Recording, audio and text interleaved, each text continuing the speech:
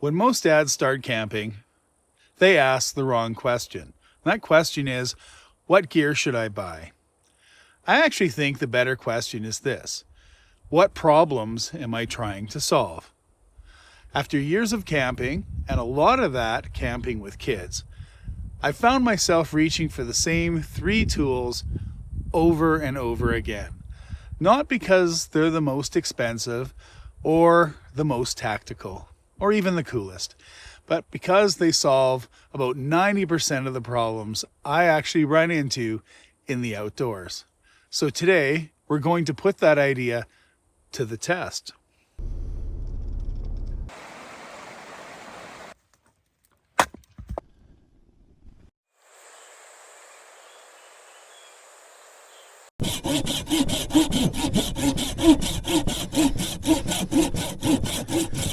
Durable dads, brothers from other mothers, and sisters from different misters, thanks for tuning in.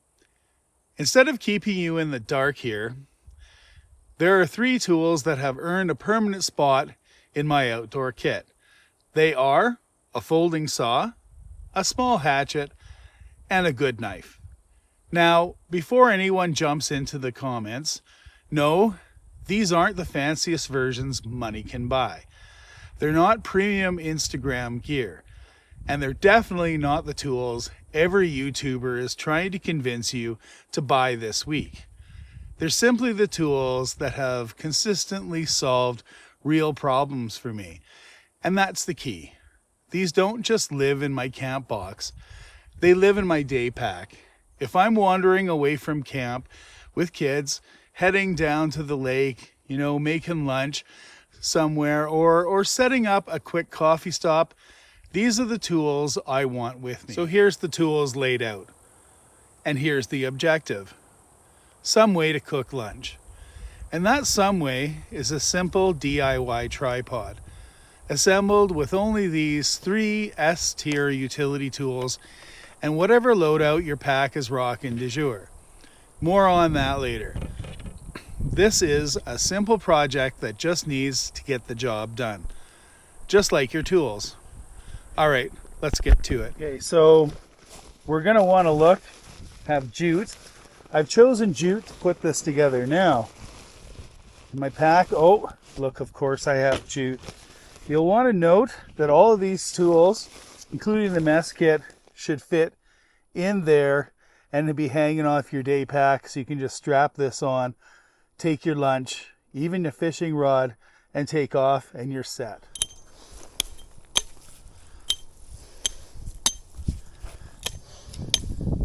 You need this. Okay, now it looks like Mother Nature has managed to cough up a bunch of ready sticks without too much walking that are going to be of the same thickness. Right? Let's get to work.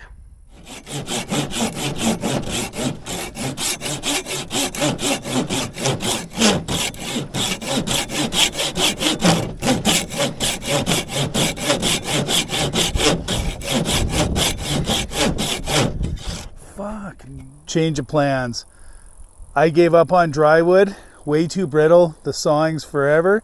We're gonna go green, and it looks like 1, 2, 3, these ones will work just fine. Okay, let's get to it.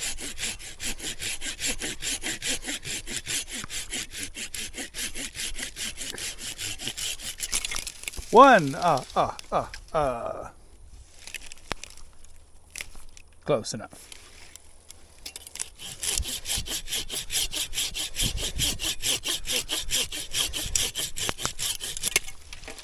That's 2. Better get another one. Getting the straight stuff this time. I recommend it. Yeah, I know. It's doing a little bit of damage to the tree, but not a ton. And you know what? Hopefully you just leave it behind for the next person. All right, I'm going to take one more off. I'm looking for as straight as possible. Maybe this one right here. And this, ladies and gentlemen, is what you want the hatchet for. Right there. You could use other implements, but why? This is why you always have it. Now, If you're a weight conscious kind of individual, then hey, maybe not something as heavy as this, but they make lightweight options. All right, now that you've got the poles kind of rendered, tables, they're awesome. Take one with you always. To clean it up a little bit, you know, get these little bits off like so.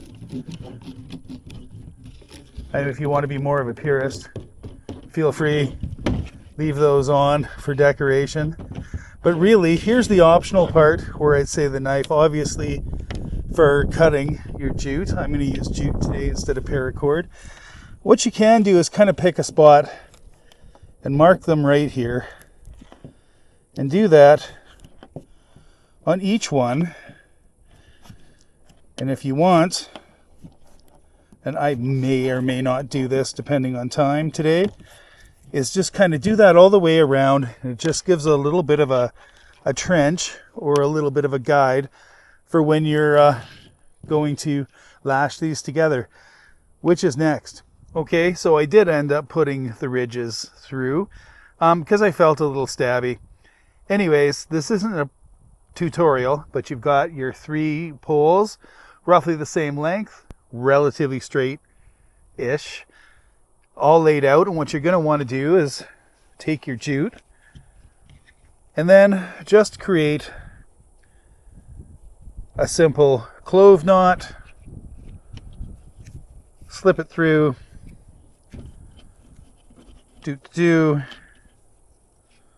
slip it through again, tighten it up, and we're going to want to do a under,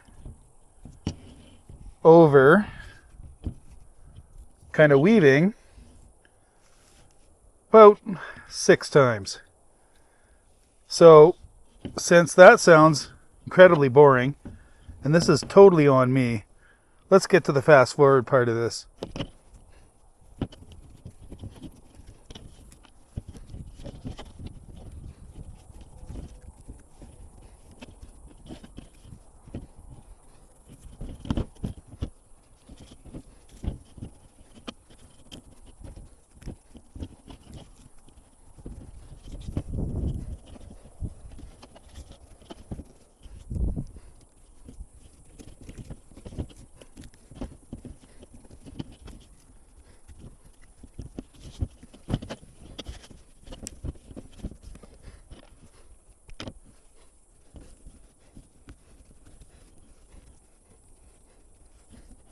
Okay, that's all done. Phew.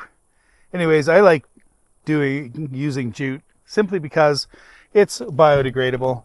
Now, this isn't the world's most incredibly perfect job, but if you want to make lunch and use this only for a couple of days, perfect. This so you can leave it behind for the next person and everything will just happily just decompose. Anyways, next step, all you have to do, take this, and you move it around like that. Bam. Tripod. Action. Ta-da.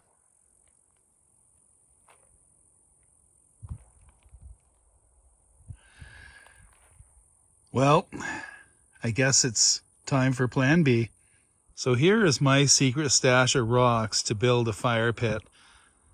I had every plan of coming back to this little spot. It's a beauty. And I was well provisioned. But, you know, fire ban.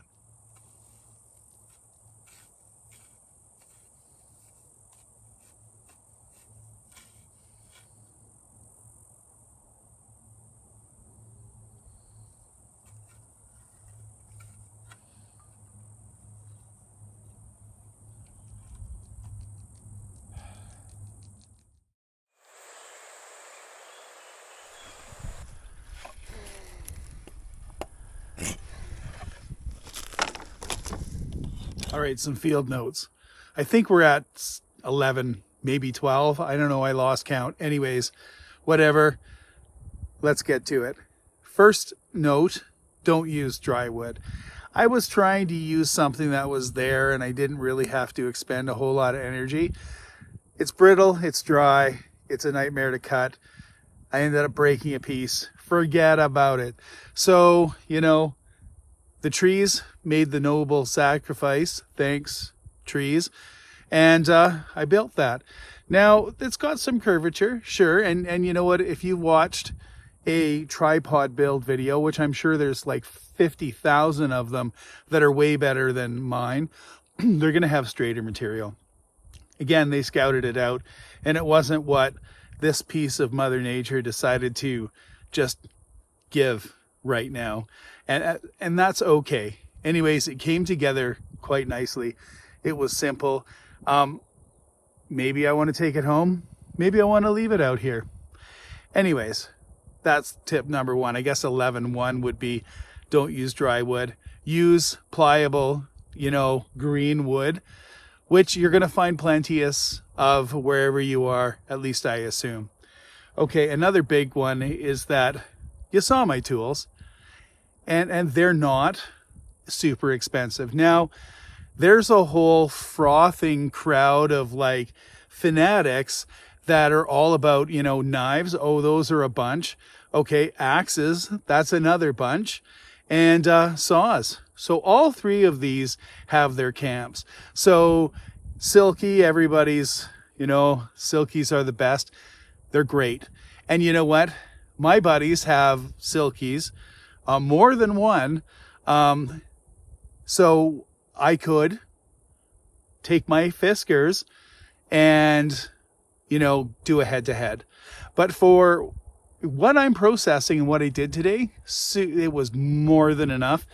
And, you know, I'm going to go out on a limb and say that most of you dads that are out there with the kids, Fiskars are going to be what you need. And besides, you can take them home and trim the trees or whatever, garden or pruning saw. Okay, so what matters is getting tools that are multi-use. Okay, if you're in such a state that you can have specific tools that are really expensive, awesome, good for you. But the thing is, I'm not there, and the tools, the money that I want to spend has a million different places to go in terms of kit and rebuilding my kit right now. So you know what, I'm going to use the stuff then, and you know what, it's going to probably work out really well. I was happy with it. And when I get to a spot where I'm maybe processing more wood or I'm doing more complicated shelter builds, okay, we'll get to that. And I'll trot out maybe better stuff, but I will give you a comparison as we go along. But again, you know what, there's a lot of hype surrounding that. There's Reddit groups, everybody has an opinion on their best bushcraft kind of saws. All right, I don't want to join that camp, so to speak. Would I like better tools? Yes. Do I suffer from gear creep? Also, yes. But I also suffer from walletitis and, you know, a stretched budget, which I think a lot of dads do. So I'm going to be on the practical end. However, the practical means very practical, means useful. It means you can get more than one use out of one tool. And that's the ultimate, isn't it, really? Like, instead of having specific tools, have tools that will satisfy more than one need.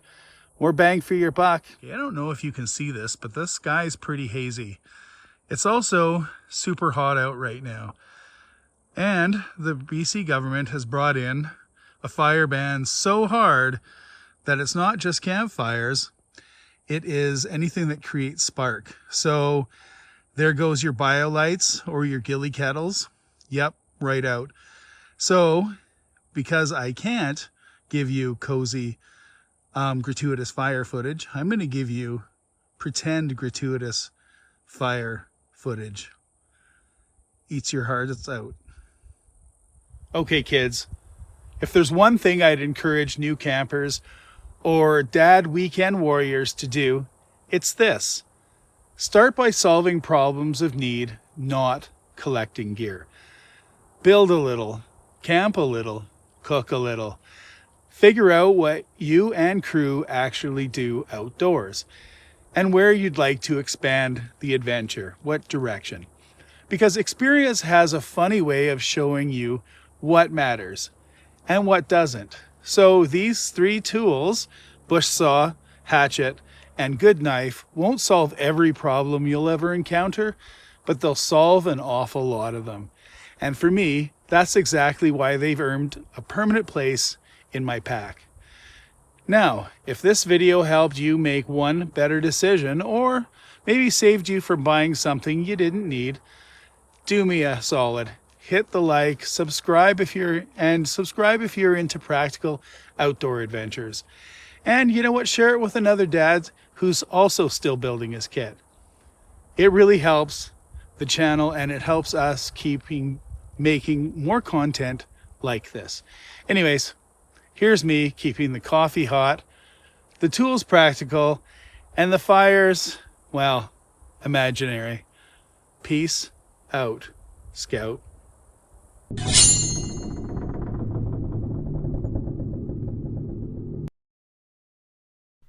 Arr.